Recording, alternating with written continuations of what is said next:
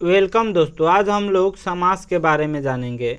समास क्या है, समास कितने प्रकार के होते हैं, पूरे एग्जाम्पल के साथ, उदाहरण के साथ समास के बारे में समझेंगे। समास से मैट्रिक क्लास में 4 मार्क्स का पूछा जाता है, इंटरमीडिएट में भी पूछा जाता है, इंटरमीडिएट के हिंदी में पूछा जाता है।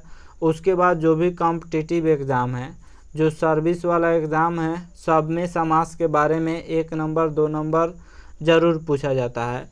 इसलिए इसको अच्छा से पढ़ लीजिएगा समास को। इस वीडियो को एंड तक देखिएगा तो उम्मीद करता हूँ कि समास का प्रत्येक कन्फ्यूजन आपके दिमाग से हट जाएगा।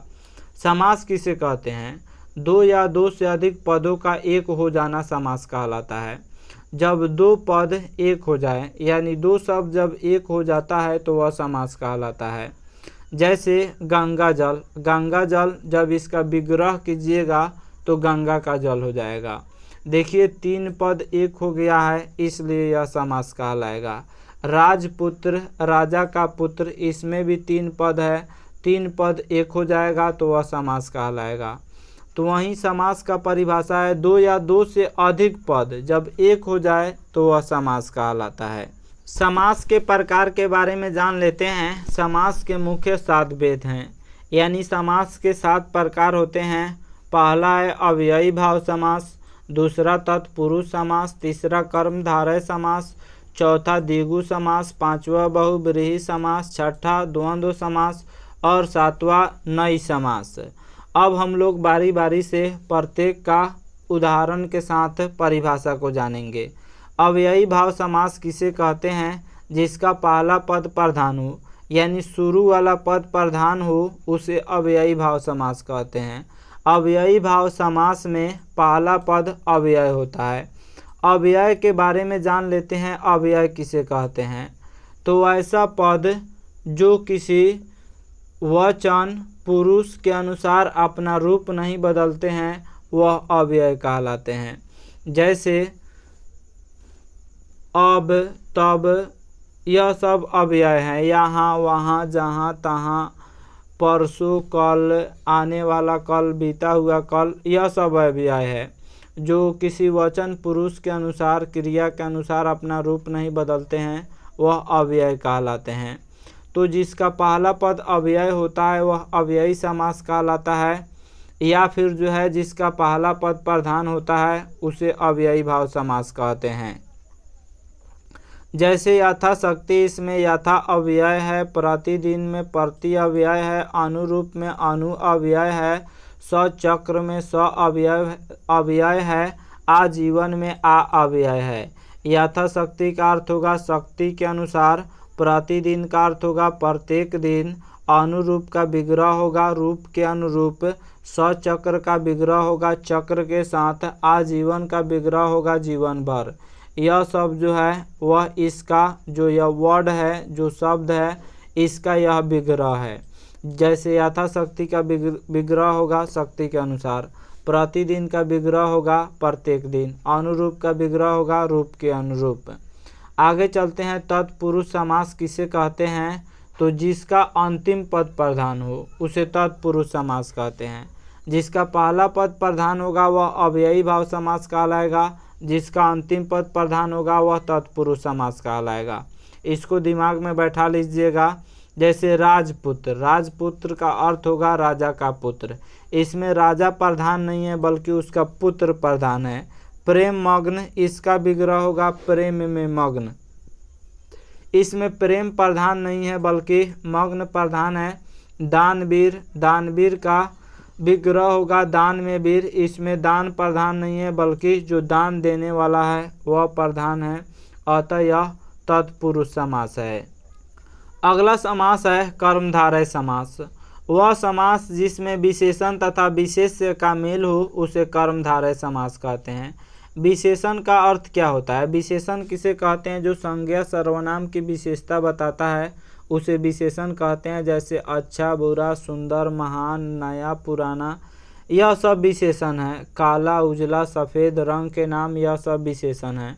और विशेष संज्ञा को कहा जाता है। किसी नाम को विशेष कहा जाता है तो वह समास जिसमें विशेषण तथा विशेष्य का मेल हो उसे कर्मधारय समास कहते हैं। जैसे नव युवक, नया है जो युवक, यहाँ पे नया विशेषण है, युवक विशेष्य है, इसलिए यह कर्मधारय समास होगा। महात्मा, महात्मा का विग्रह होगा महान आत्मा, इसमें महान विशेषण है और आत्मा विशेष्य है। महानदी, महानदी का विग्रह होगा बड़ी नदी, इसमें बड़ी विशेषण है और नदी विशेष यानी संज्ञा है।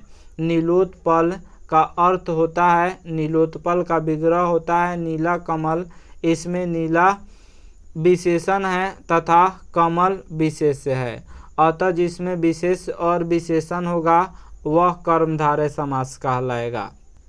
अगला समास है द्विगु समास।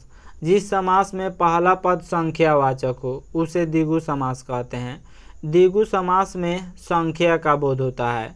जैसे चौराहा का अर्थ होगा चार राहों का समाहार, चार राहों का समूह यानी चरपेड़िया, इसको आम बोलचाल के भाषा में कहा जाता है। तो जहाँ पे चार रास्ते आकर मिलते हैं उसी को चौराहा कहा जाता है। तो इसमें पहला पद संख्यावाची हो गया।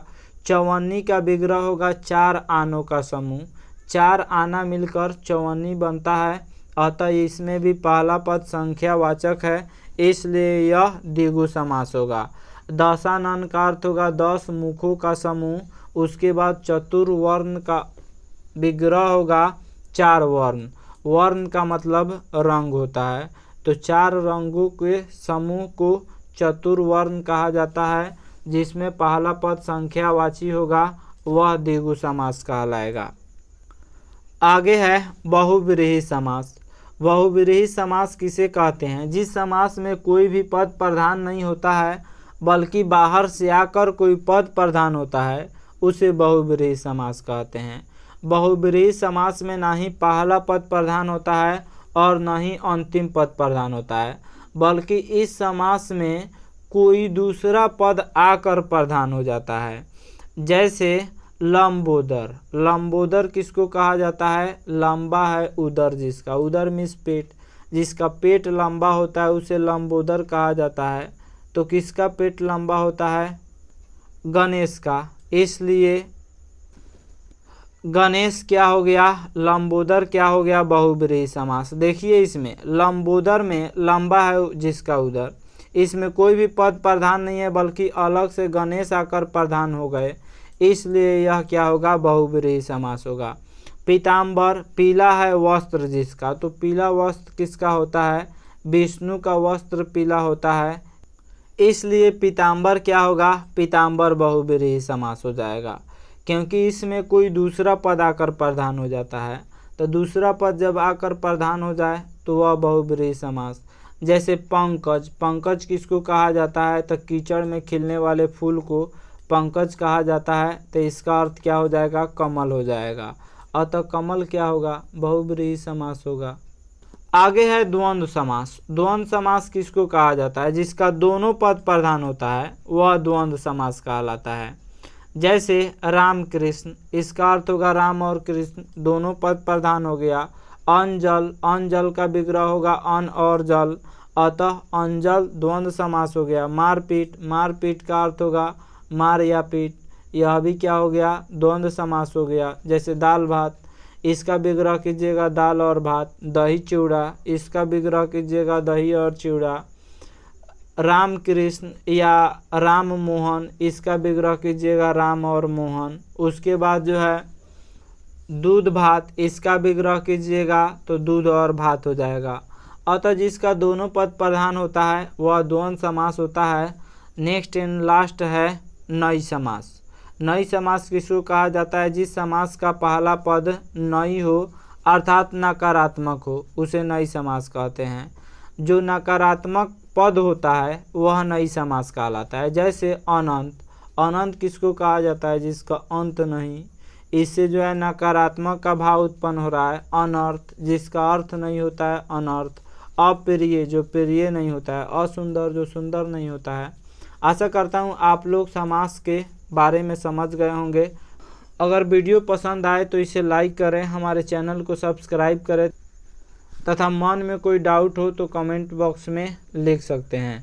आशा करता हूँ यह वीडियो आप लोग को अच्छा लगा होगा। Thank you watching my video.